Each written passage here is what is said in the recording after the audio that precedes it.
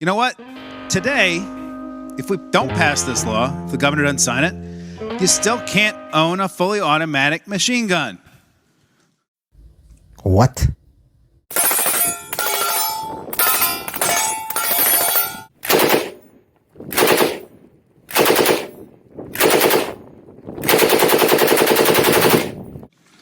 But you know what? There's some things you can't buy today, like flamethrowers or rocket launchers.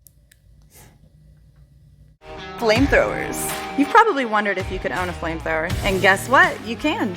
No permits or license needed, and only 2 nanny states, California and Maryland, limit ownership.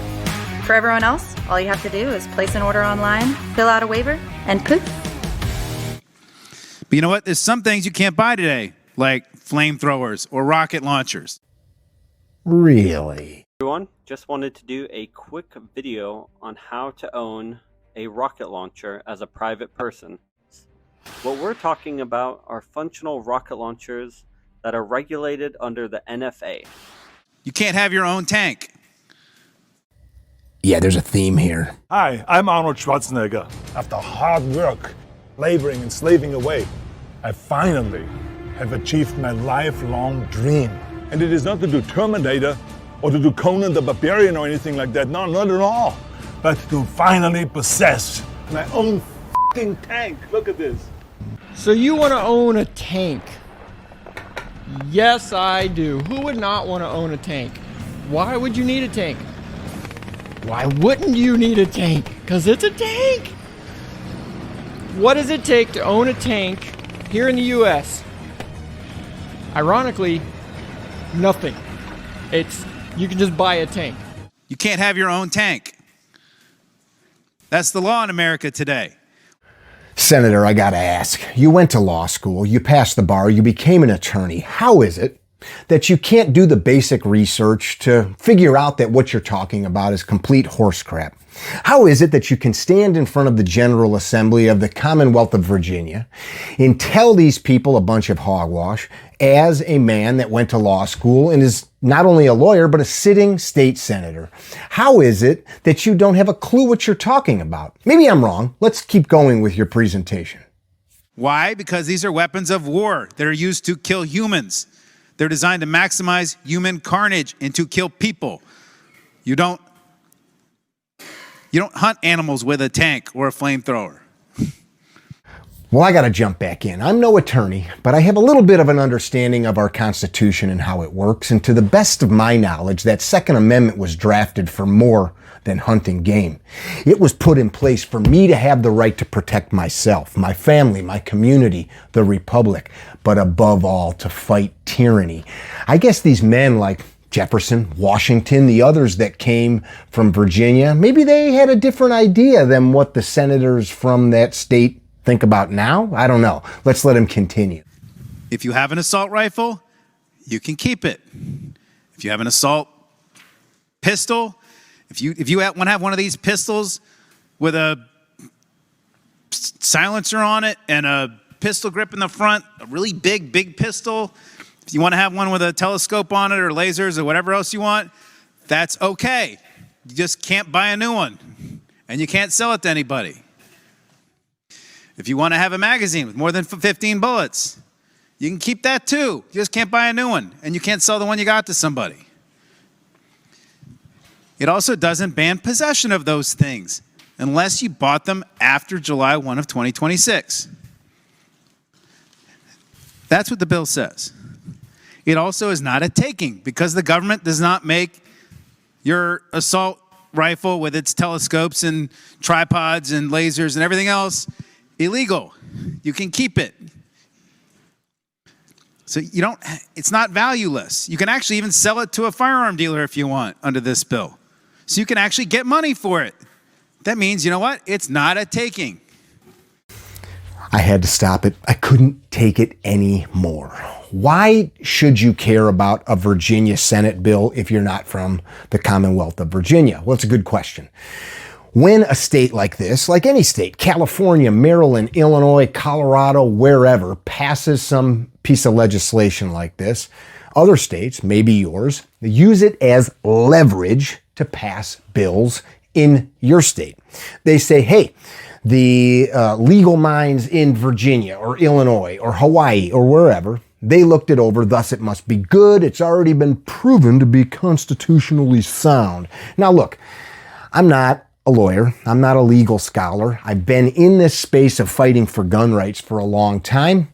And just this past week, there was a court ruling that basically in a nutshell said that these bans against magazines, which is half of what this bill is all about, it's banning assault weapons and magazine capacity, keeping restrictions to 15 rounds or lower, are unconstitutional, which means that if the governor, today is the 9th of March, by the way, that I'm recording this, if the governor, and I think this bill is now on her desk, if she signs it and it becomes law, it will be challenged, but months, years, possibly decades of the courts dragging their feet, which is another shame. It's a miscarriage of justice that we do not have courts that put the frickin' juice to it to get these things done in a timely manner, because all the while there are people like you and me getting hosed, getting screwed by the system as the slow wheels of justice turn. You know, looking at this today as I'm peeking through it, I'm from Illinois, so we have all kinds of horse crap laws.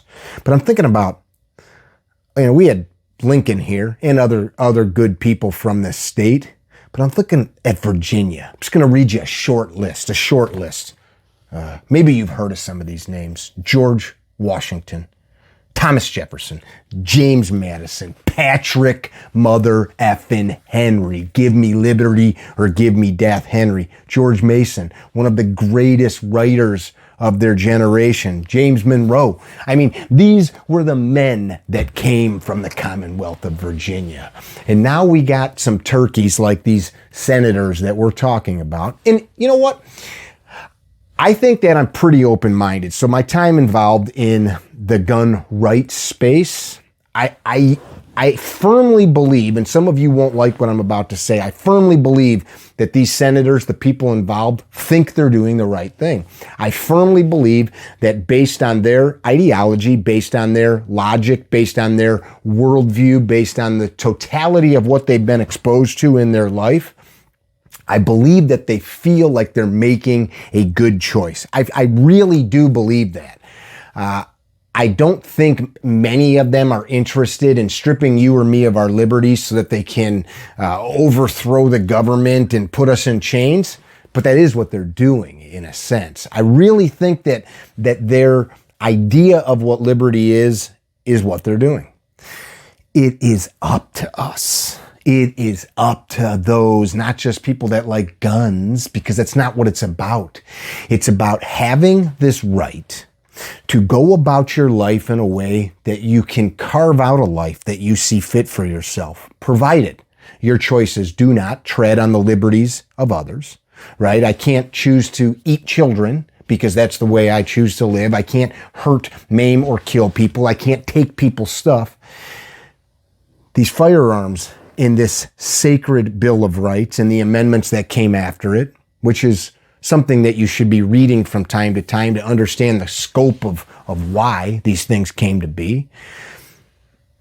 These things exist not to protect us from each other, not to protect us from some intangible, but to protect us from government.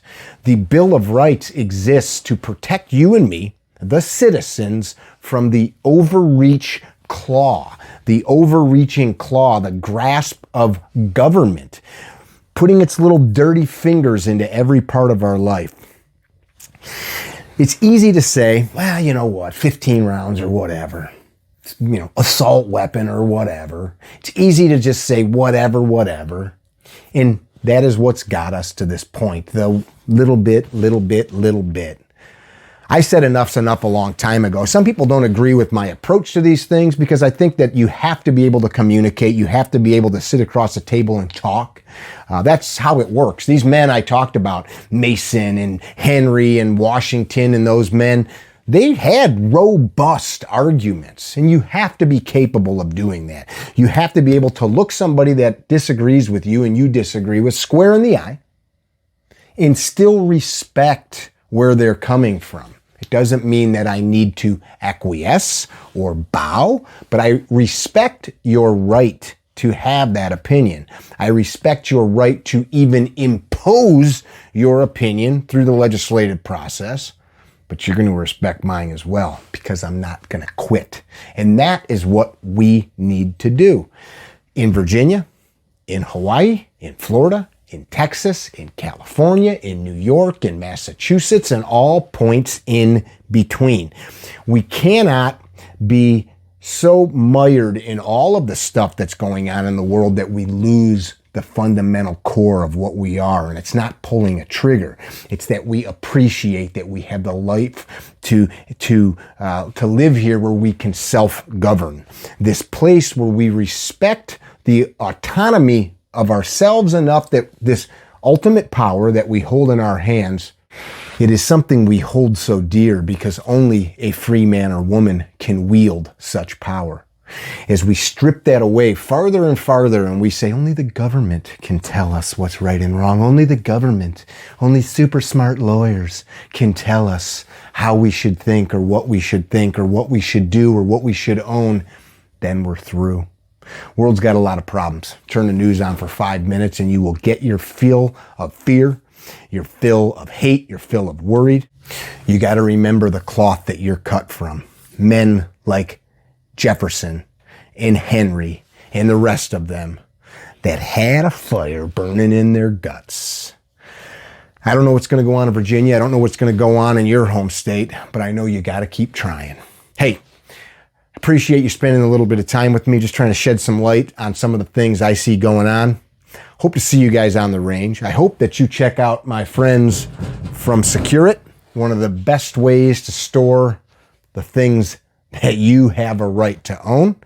Anything that I shared in this video is just my opinion.